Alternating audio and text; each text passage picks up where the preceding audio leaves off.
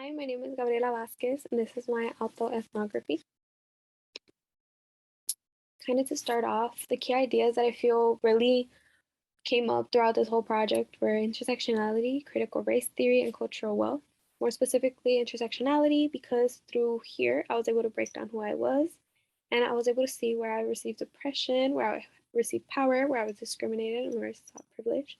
And this specifically helped me connect my parents' history to my history and just concluding why I'm even here to begin with. Also, would like to highlight critical race theory, which is a framework that can be used to theorize, examine, and challenge the ways race and racism implicitly and explicitly impact on social structures, practices, and discourses. This is really just point blank made it so that I saw that people of color weren't at fault. It's the racist system. Race is used to oppress, and race is used to put us into situations where we have less access to things, where we are discriminated against. And I talk a little bit more about this in my experience with education later on. I also wanted to bring forward cultural wealth and cultural capital because I wanted to acknowledge that everyone has skills, everyone has good traits, everyone has good cultural wealth. We didn't all come up in the same situations with the same environment. Therefore, we all have traits that work for different things. And I wanted to bring forward that people of color have countless skills, and we could be leaders, we could be hard workers, we could be anything you want us to be if we're just acknowledged. But sadly, it only matters if it's valued by privileged groups. But we're coming up. More of us are going into STEM jobs, more of us are going into film. There's more people of color being represented, and that's something I'm here for. And I also talk about how I want to leave a mark as well. To start off with my education and my parents' history with education, they both got as far as to middle school. Both for different reasons, couldn't keep going. My dad, he simply just couldn't keep going because my grandpa got put into jail, so he had to work and bring the money in. And he did. He came to the United States, he worked in the fields, and basically provided for his sisters and brothers.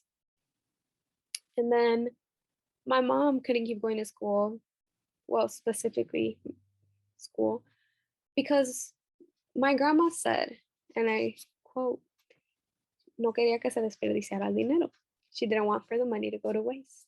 So she encouraged my mom to find school, like hairdresser school or, different type of schools that she would be more into. And she thrived as a hairdresser, and she had her own business out of Mexico, her own little salon that it was up and thriving, whole businesswoman.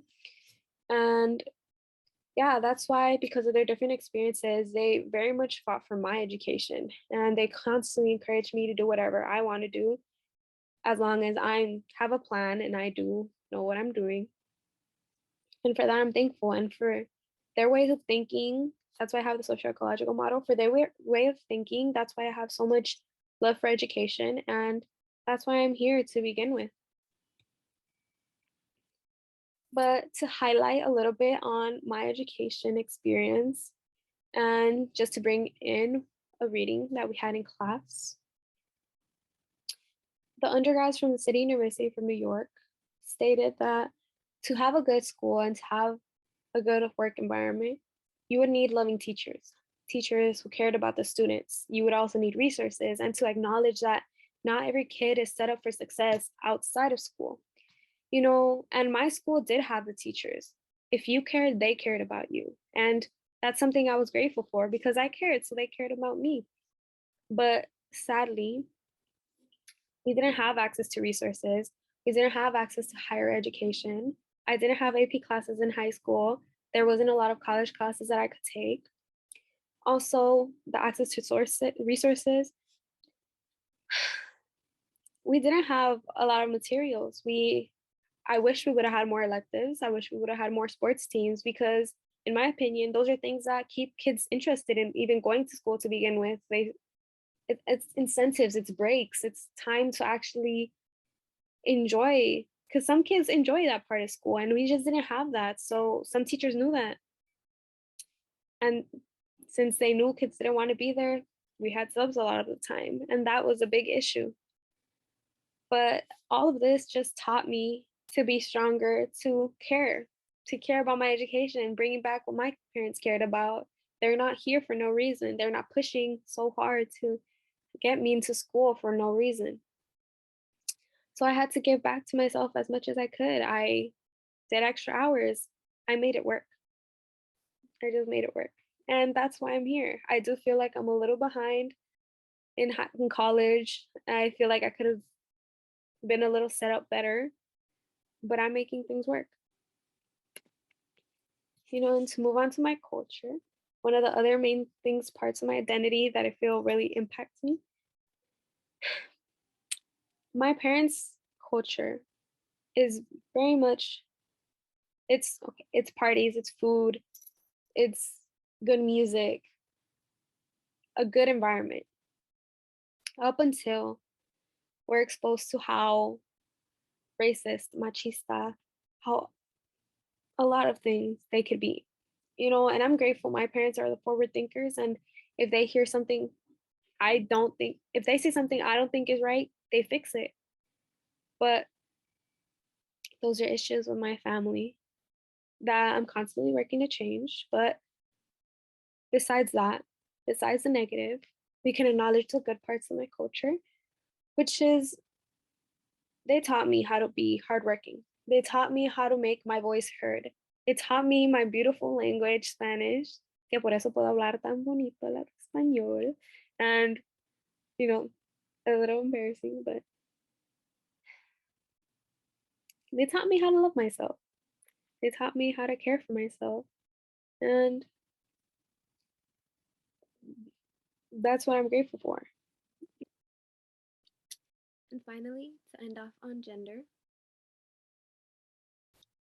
I feel that gender in my community, in the Latino community, really has a big impact, a big standing. And it's hearing things from my mom like, why are you wearing that?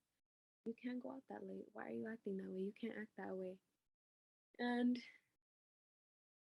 I constantly hear my mom saying things to my sister like, why are you wearing that? And I do know it's because her mom would tell her things like that, like, why are you wearing that? You shouldn't be wearing that. It should be a little longer. It should be a little more covered up. They're just things that I wish would be different. They're things I wish my mom wouldn't inflict on us because she got told the same. And my sister and me are constantly wearing what we want to wear, because our gender's not going to control us. While also being careful because let's be realistic, it does affect how people see us. It bring danger, sadly, to our lives. And that's why I put restrictions. That's why it's called restrictions. And I say it there. Because it's dangerous to be a woman. Because we don't get equal pay. Because the Latin culture thinks that women should just be housewives. They belong in the kitchen.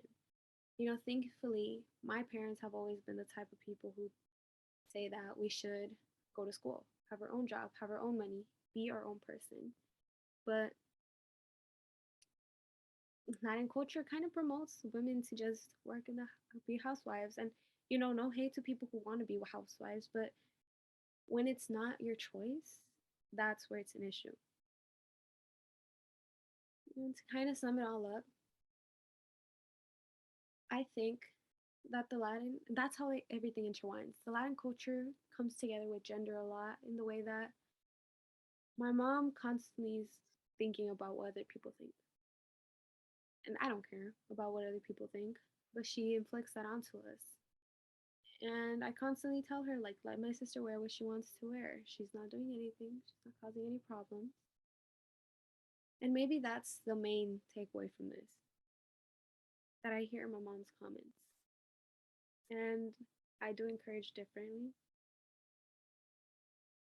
But another main point, I guess, of my gender is that I want to be another woman in STEM.